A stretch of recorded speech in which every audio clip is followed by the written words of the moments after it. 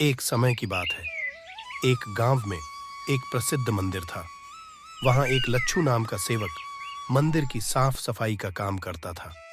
मंदिर का पुजारी ही उसे मंदिर में आए दान में से कुछ दे देता था, जिससे ही लच्छू का गुजर बसर होता था। वह अपने जीवन से बहुत परेशान था और दुखी रहता था। एक दिन वह शिकायत करते हुए भगवान से बोला, भगवान, आपकी जिंदगी तो कितनी आसान है। आपको बस एक जगह ही रहना होता है। मेरी जिंदगी को देखिए, दिन भर मेहनत करने के बाद मुझे खाने को मिलता है। काश मेरी जिंदगी भी आपकी जैसी होती। उसकी बात सुनकर भगवान बोले, तुम जैसा सोच रहे हो वैसा कुछ नहीं है। मेरी जगह रहना आसान नहीं है। मुझे बहुत सारी चीजें देखते हुए व्यवस्थाएं करनी होती है। ये हर किसी की बस की बात नहीं होती है। यह सुनकर सेवक बोला, आपका काम आसान ही तो है। मैं भी दिन भर खड़े रह सकता हूँ, इसमें कौन सी बड़ी बात है। उसकी बात सुनकर भगवान बोले, तुम नहीं कर पाओगे। इस काम में बहुत धैर्य की आवश्यकता होती है। यह सुनकर सेवक बोला, मैं जरूर कर पाऊंगा।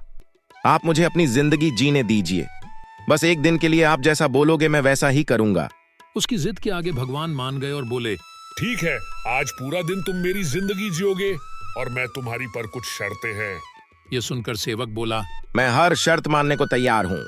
उसकी बात सुनकर भगवान बोले, ठीक है, मंदिर में बहुत से लोग आएंगे और तुमसे बहुत कुछ कहेंगे। कुछ तुम्हें अच्छा बोलेंगे, कुछ बुरा। तुम्हें हर किसी की बात पूरे धैर्य के साथ चुपचाप सुननी होगी, बिना कोई प्रतिक्रिया दिए। सेवक मान गया। भगवान और उसने अपनी जिंदगी एक दिन के लिए आपस में बदल ली।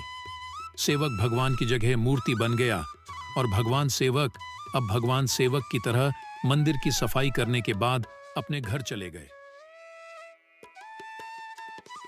कुछ समय बाद मंदिर में एक धनी व्यापारी आया। भगवान, मुझे आशीर्वाद दो कि मैं जो नई फैक्ट्री शुरू करने जा रहा हूँ उससे मुझे बहुत मुनाफा हो। जब वो नीचे झुका तब उसका पर्स वहीं गिर गया और वह वहां से चला गया। भगवान बने सेवक को लगा कि उसे बता दे कि उसका पर्स गिर गया है, पर शर्तानुसार उसे चुप रहना था। अब एक दूसरा व्यक्ति मंदिर में आया। भगवान, मैं बहुत गरीब हूँ। आज तो मेरे पास बस 1 ही रुपए है। बताइए, आज मैं अपने परिवार को खाना भी कैसे खिलाऊंगा। और तभी उसे वहां व्यापारी का पर्स मिल गया और वो बहुत खुश हो गया। भगवान को धन्यवाद देने के बाद वो वहां से खुशी खुशी चला गया। उसके बाद मंदिर में नाविक आया। वो किसी बड़ी यात्रा पे जाने वाला था। उसने भगवान से प्रार्थना की, भगवान मेरी यात्रा सुरक्षित रखना कि मैं सकुशल वापस लौट के आ सकूं। तभी वहां पे धनी व्यापारी पुलिस के साथ आ गया और बोला, मेरे बाद यही मंदिर में आया है, जरूर इसी ने मेरा पर्स चुराया है।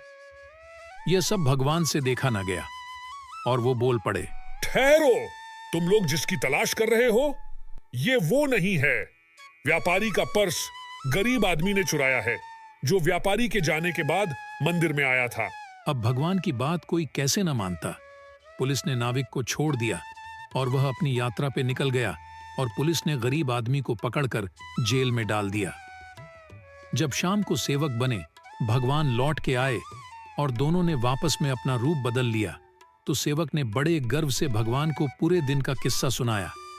यह सुनकर भगवान बोले, ये तुमने क्या किया। मैंने तुम्हें बोला था कि तुम्हें बस चुपचाप रह के सब देखना है, कुछ नहीं करना है। तुमने मेरी जमी जमाई व्यवस्था पे पानी फेर दिया है। वो नाविक जिस यात्रा पे जा रहा है वहां बहुत बड़ा तूफान आने वाला है। अगर वो कुछ दिन जेल में रहता तो उसकी जान बच जाती। और उस व्यापारी ने बहुत पाप करके इतने पैसे कमाए हैं। यदि उनमें से कुछ पैसे उस गरीब आदमी के काम आ जाते तो उस व्यापारी के पाप भी कुछ खत्म होते। मैंने सबके लिए अच्छा ही सोचा हुआ था, चाहे वो दिखने में बुरा लग रहा हो, पर तुमने सब पर पानी फेर दिया।